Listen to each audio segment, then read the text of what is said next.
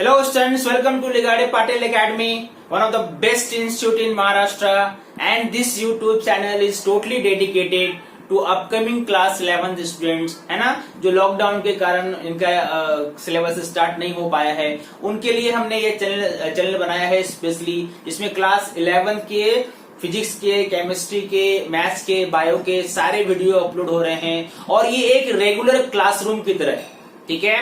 And मुझे उम्मीद है कि आप लोग वीडियो को फॉलो कर रहे हैं, रिस्पॉन्स भी आपका आ रहा है, कमेंट भी आप कर रहे हैं, ठीक है। तो ये प्रैक्टिस जारी रखना है, नोट्स बनाते रहिए, प्रैक्टिस करते रहिए, ठीक है। ये जो सीरीज हम चला रहे हैं अभी, बेसिक मैथमेटिक्स फॉर फिजिक्स, ठीक है, इसका सबसे इंपॉर्टेंट पार्ट यहां से स्टार्ट होने वाला है, ठीक है, क्योंकि अब हम पढ़ेंगे अबाउट बेसिक कैलकुलस।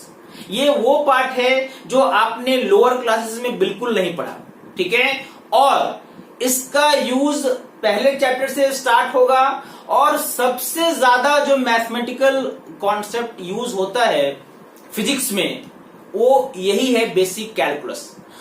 इसके बहुत सारे पार्ट्स हैं, है ना। तो आज के इस वीडियो में मैं आपको बताऊंगा अबाउट डिफरेंशिएशन, ठीक है।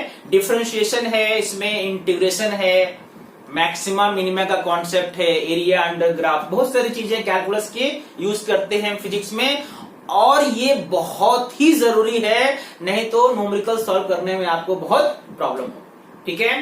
तो आज का जो लेक्चर है, आज हम स्टार्ट करते हैं। आज का जो लेक्चर है बेस्ड है टॉपिक डिफरेंशिएशन पर, ठीक है।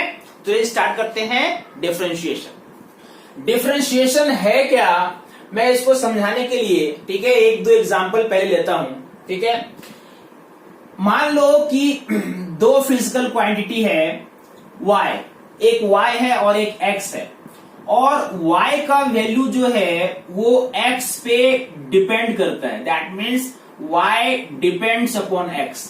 अब ये कैसे डिपेंड करता है, ये आपको क्वेश्चन में दिया हुआ रहेगा, है ना, कि y equal to x square है, कि y equal to x cube है, y equal to x square plus 5 है ना, लेकिन y डिपेंड्स अपॉन x, ठीक है। मैथमेटिक्स में हम इसको लिखते हैं y is a function of x, y is a function of x, ठीक है। इसी लाइन को y x पे डिपेंड करता है, इसको हम कैसे लिखते हैं, y is a function of x, और इसका सिंबॉलिक कैसे लिखेंगे इसको, y equal to f x, y equal to f यहाँ पे डिनोट करता है फंक्शन, ठीक है। y is a function of x, इसको हम कैसे लिखेंगे मैथमेटिकल टूल में, y equal to f x, ठीक है। तो मान लो अगर y x पे डिपेंड करता है, तो x को अगर हम चेंज करेंगे तो y भी चेंज होगा, ठीक है।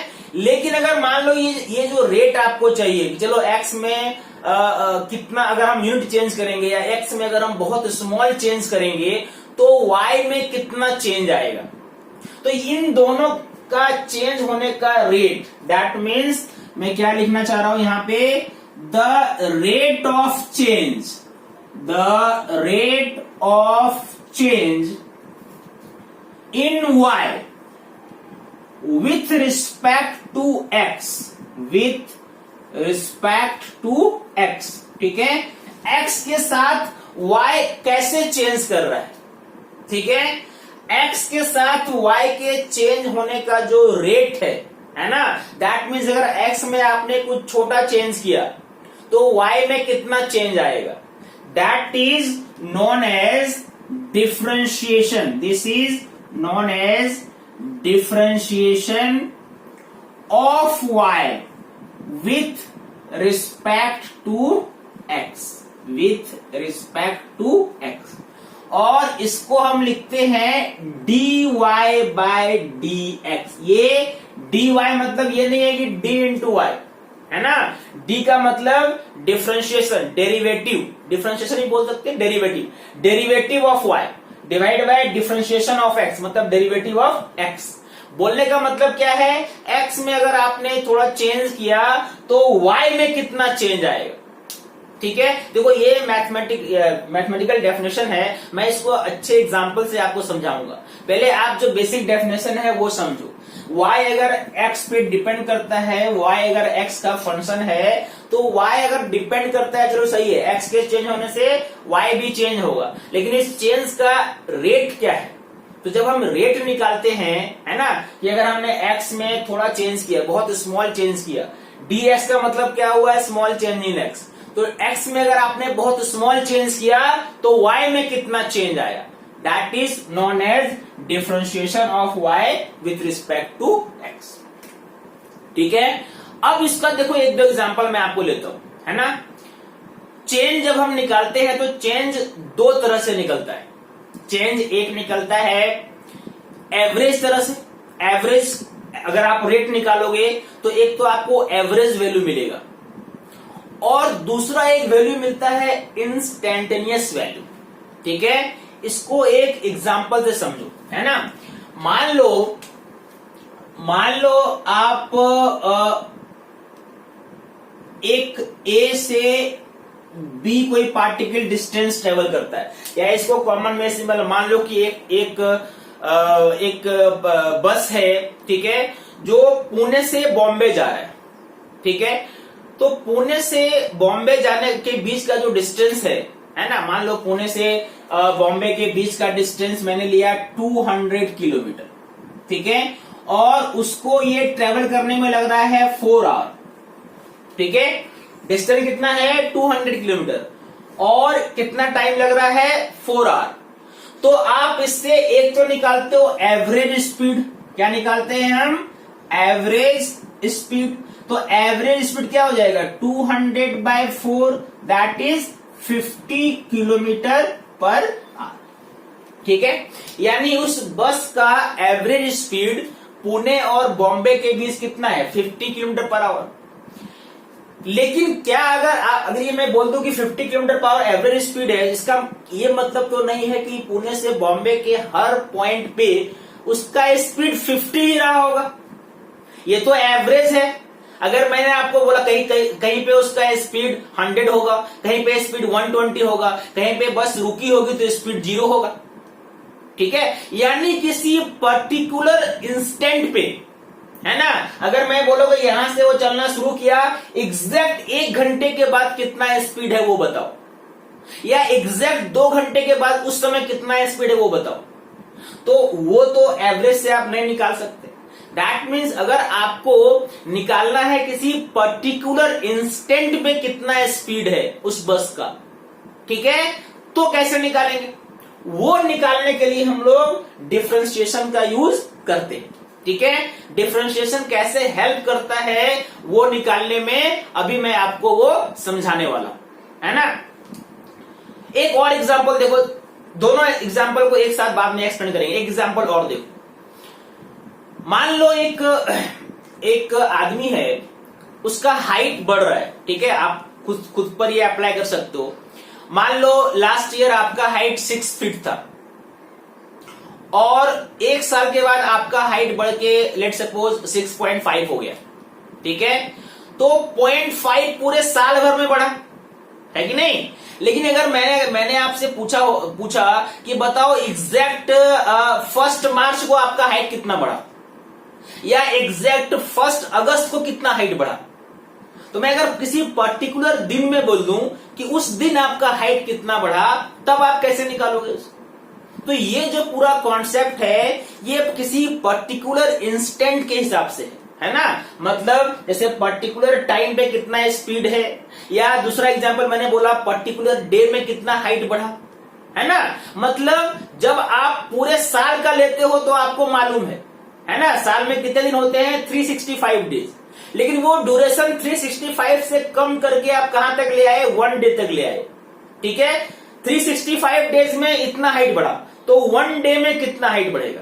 तो 1 जो है वो 365 से क्या है? बहुत कम है ना।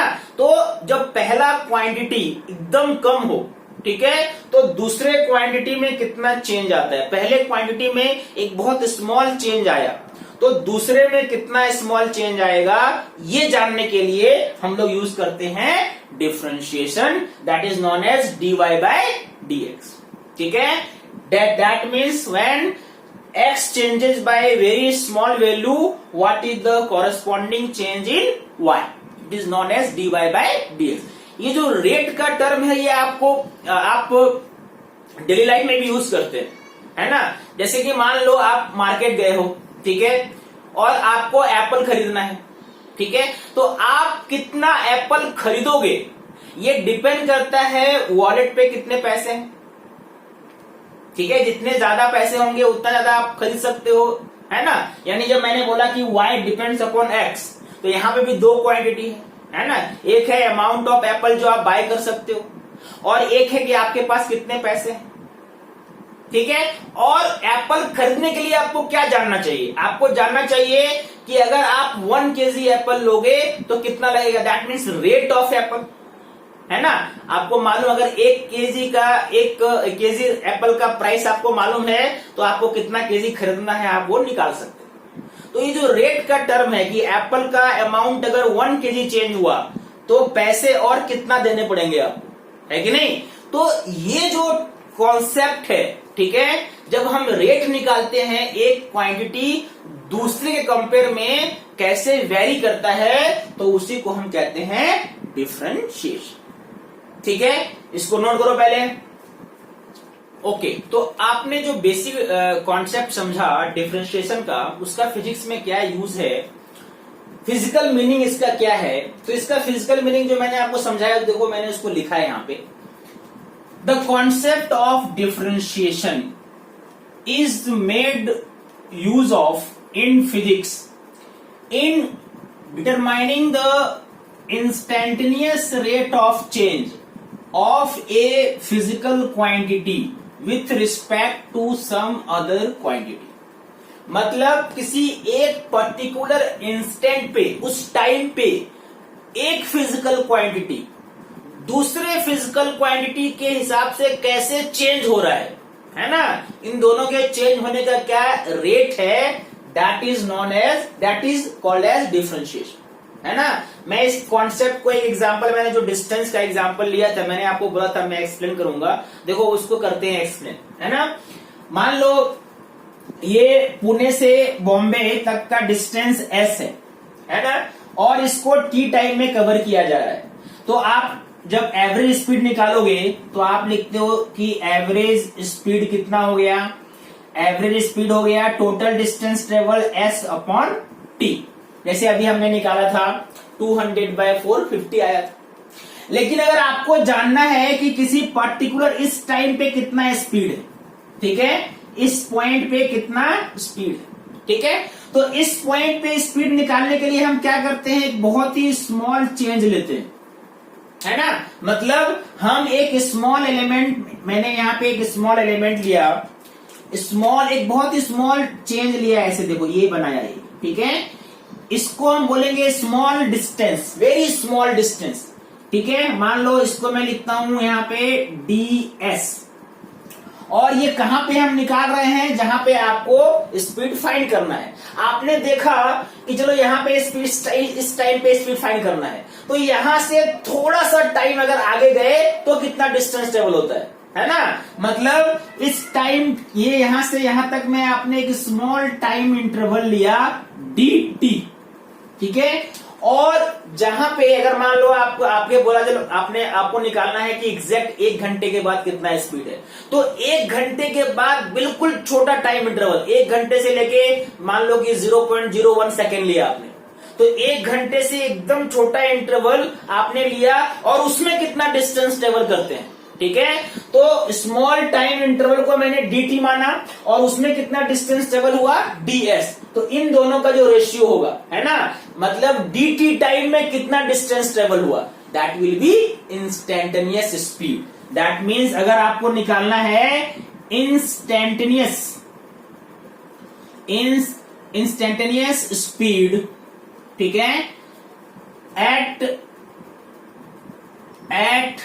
टाइम, मान लो मैंने लिया टाइम t डैश, इस टाइम पे आपको निकालना है इंस्टेंटेनियस स्पीड, तो इससे थोड़ा सा टाइम आपने आगे बढ़ाया, बिल्कुल थोड़ा सा 0.01 सेकेंड, है ना, उतना अगर आपने आगे बढ़ाया तो कितना डिस्टेंस ट्रेवल हुआ, ds very small distance divided by dt, this will be called as instantaneous speed. और इसका मतलब क्या है, इसका मतलब है डिफरेंशिएशन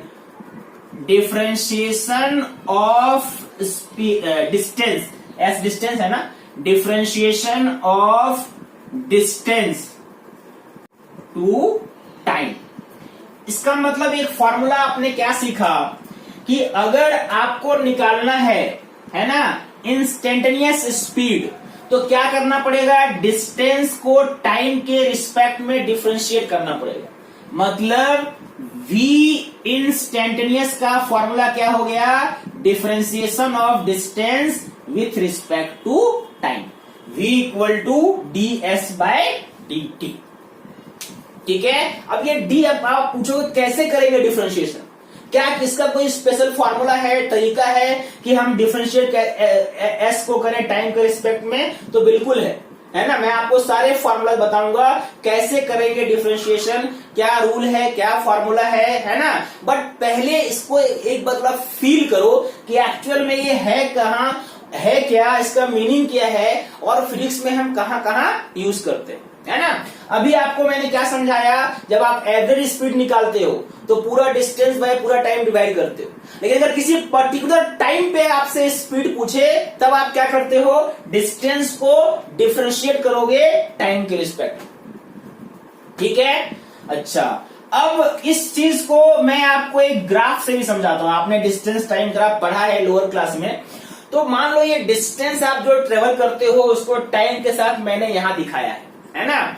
ये मैं आपको बता रहा हूं what is geometrical meaning of differentiation, है ना। ये मैंने आपको एक समझाया एग्जांपल से, अब इसको एक ज्योमेट्रिकल मीनिंग के हिसाब से समझते हैं, है ना। मान लो डिस्टेंस जो है ये ए से टाइम ए से मान लो ये बी तक के बीच में इतना डिस्टेंस कवर हुआ। ठीक है, जो हम डिस्टेंस की बात कर रहे हैं ए से बी, उसका ये ग्राफ है, टाइम के साथ कैसे कैसे डिस्टेंस चेंज हुआ ये ग्राफ बताता है। तो अगर ये पूरा ए और बी पे आप निकालोगे, अगर मान लो ए पे, ध्यान से समझना, ए पे पार्टिकल S1 पोजीशन पे था यहां से ओरिजिन से, और इस टाइम को मान लो T1, और जब ये बी पे पहुंचा तो इसका पोजीशन मान लो S2 हो गया, और इस टाइम इंटरवल को आपने यहां पे लिखा है T2। तो जब पूरे ए और बी के बीच का स्पीड निकालते हैं हम, तो हम क्या ड्रॉ करते हैं, देखो आपने ए और बी को ज्वाइन कर दिया। ठीक है, ए और बी को हम आपने ऐसे ज्वाइन किया, और इसके हिसाब से आप निकाल सकते हो कि ए से बी तक में कितना डिस्टेंस ट्रेवल हुआ। तो ये देखो पूरा डिस्टेंस S2 है और ये S1 है, ये कितना है S1, और ये पूरा कितना है S2, तो बीच का ये कितना डिस्टेंस ट्रेवल हुआ, S2 माइनस S1। अच्छा, टाइम यहां से यहां तक कितना है T1, और यहां से यहां तक कितना है T2, यानी टाइम कितना लगा T2 माइनस T1। ठीक है, अच्छा, यानी जब आप एवरेज स्पीड निकालोगे, जब आप एवरेज स्पीड निकालोगे तो क्या लिखोगे, S2 minus S1 by T2 minus T1, total distance travel by total time taken. ठीक है, और इसके लिए एवरेज स्पीड के लिए क्या ड्रॉ किया आपने ए और बी को ज्वाइन कर दिया, है ना। तो अगर मान लो ये कर्व है, ये क्या है, एक आर्क है ना, किसी सर्कल का एक आर्क की तरह लग रहा है, तो ये लाइन इसको 2 पॉइंट पे टच करता है, इस आर्क को ए पे भी टच करता है और बी पे भी टच करता है, ए पे भी करता है और बी पे भी करता है। तो ऐसे पॉइंट को क्या बोलते हैं, ऐसे पॉइंट को बोलते हैं सीकेंट।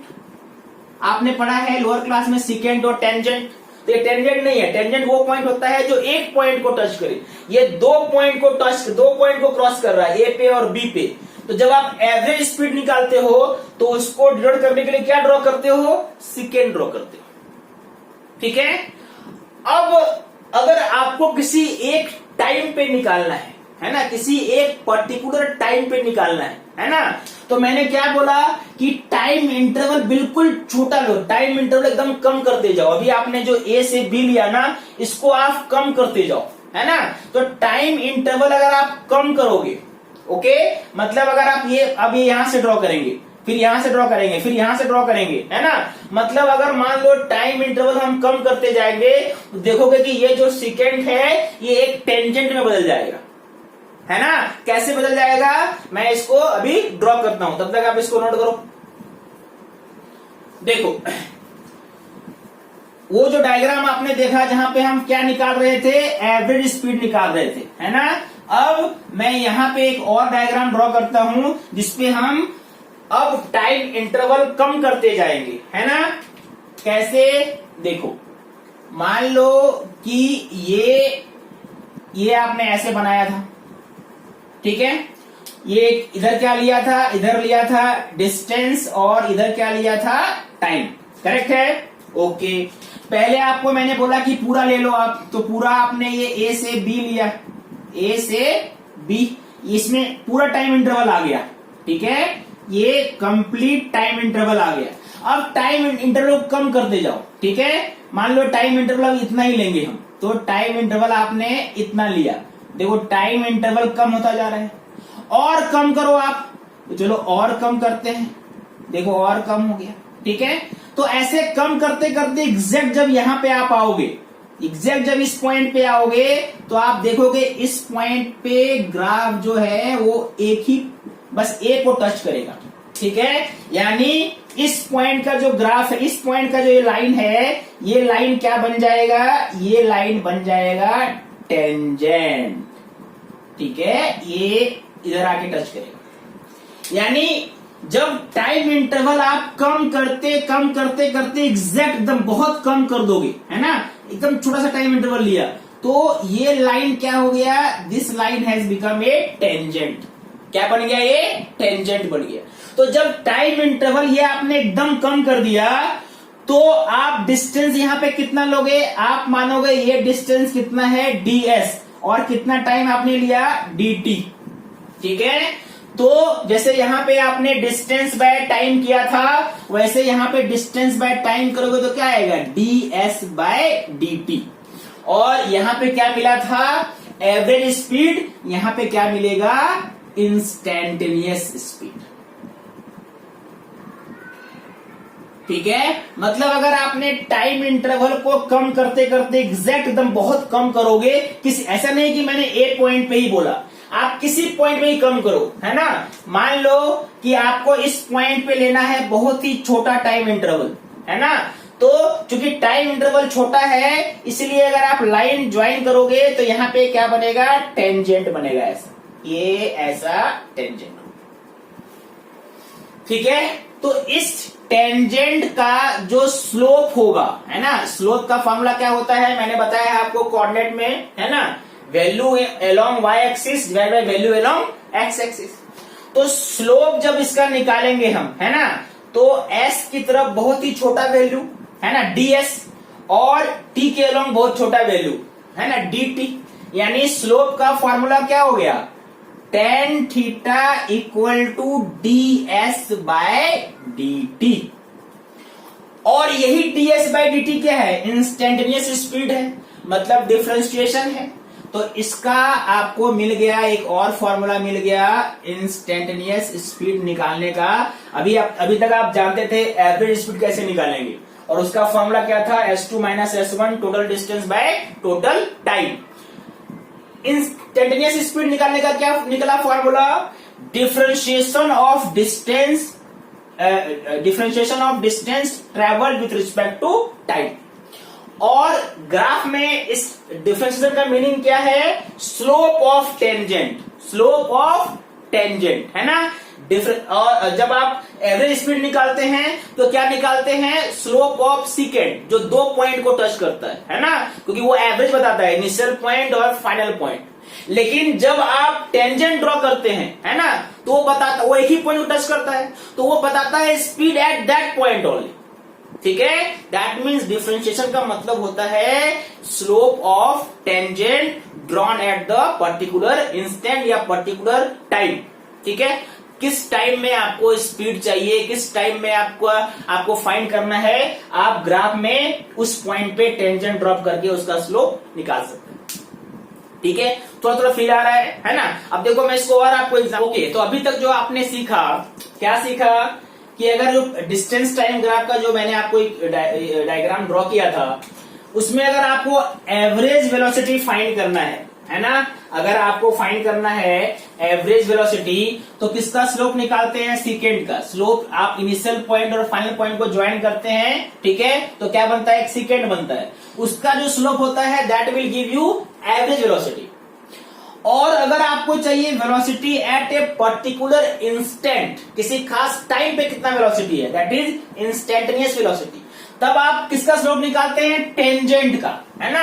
और टेंजेंट कहां पे ड्रॉ करते हैं, जहां पे आपको स्पीड चाहिए। जैसे मान लो ये डिस्टेंस टाइम ग्राफ है और मैंने बोला कि टाइम का ये जो वैल्यू है टी डैश, यहां पे बताओ कितना स्पीड है, तो एग्जैक्ट इस पॉइंट पे आप क्या ड्रॉ करोगे, एक टेंजेंट ड्रॉ करोगे, है ना। और ये जो टेंजेंट का स्लोप होगा, स्लोप मतलब टेन थीटा एंगल, है ना, जो एंगल बनता है एक्स एक्सिस के साथ या यहाँ पे ये टाइम एक्सिस के साथ, उसका टेन लेना है आपको। थीटा एंगल बन रहा है तो टेन थीटा, है ना, तो उसका जो स्लोप होगा that will give you instantaneous speed, that means ds by, इसी को क्या बोलते हैं, ds बाई dt।